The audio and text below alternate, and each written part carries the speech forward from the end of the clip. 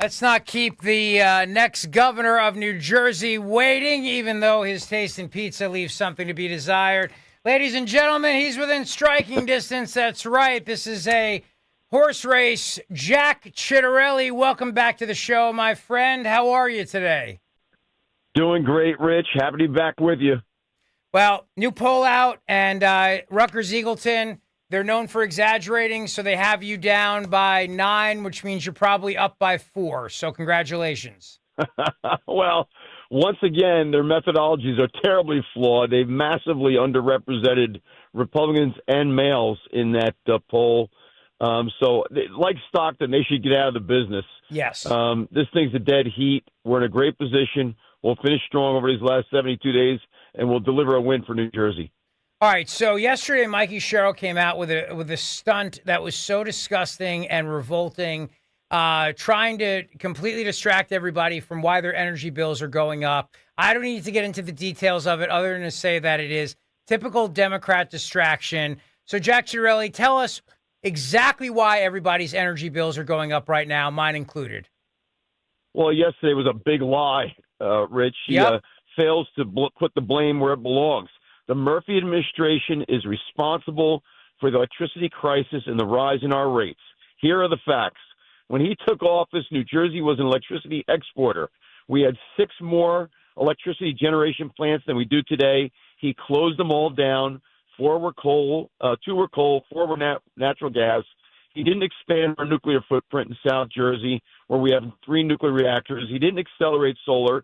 And today, instead of being an electricity exporter, we're an electricity importer. And you do that by going to these exchanges where everyone has to compete for the juice.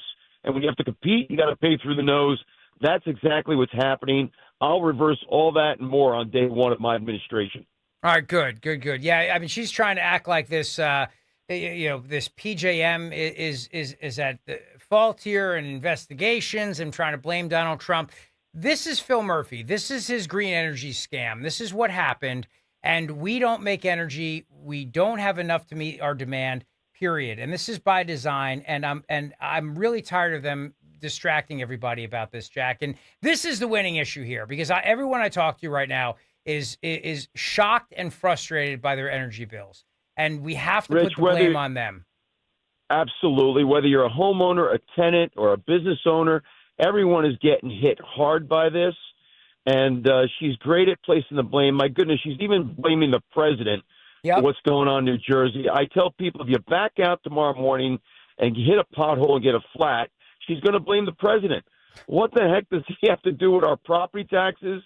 What's happened in public education? What's happened with law enforcement because we've handcuffed them? What's happened with our energy? It's got nothing to do with the president. It has everything to do with Phil Murphy's failed policies, who she, by the way, has endorsed for the past 7.5 years.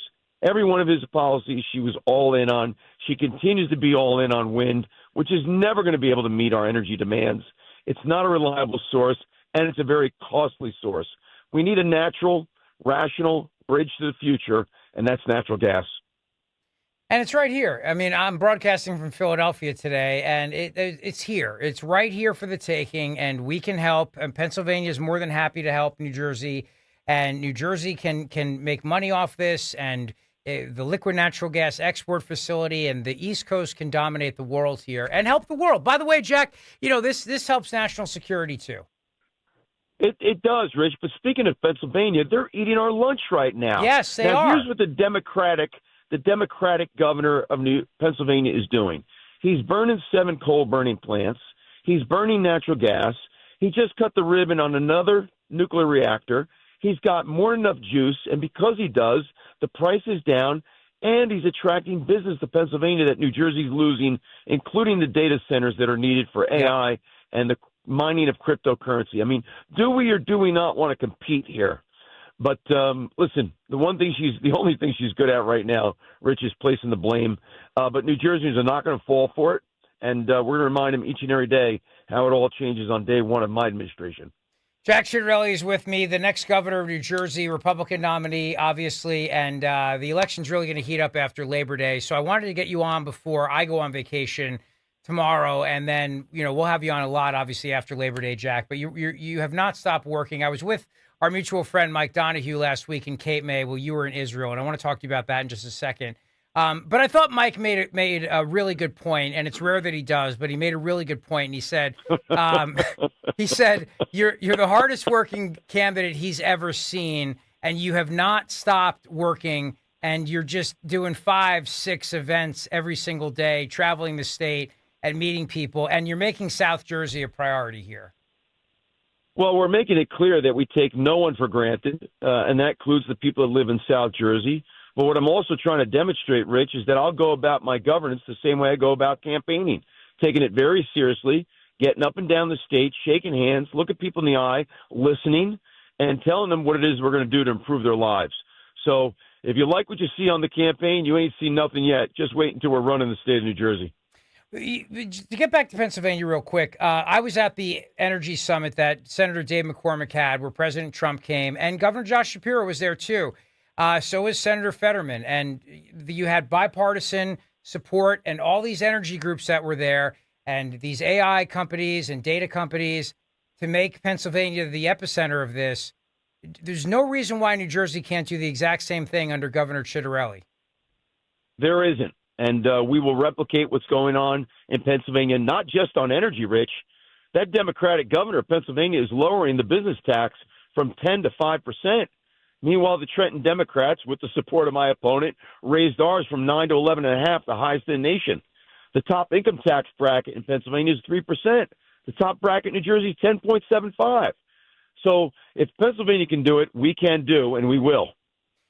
You were in Israel last week. I was hoping you could join us in Cape May, but when you had to go to Israel, you obviously had to go, and it was a great invitation that you accepted. Tell us about the trip.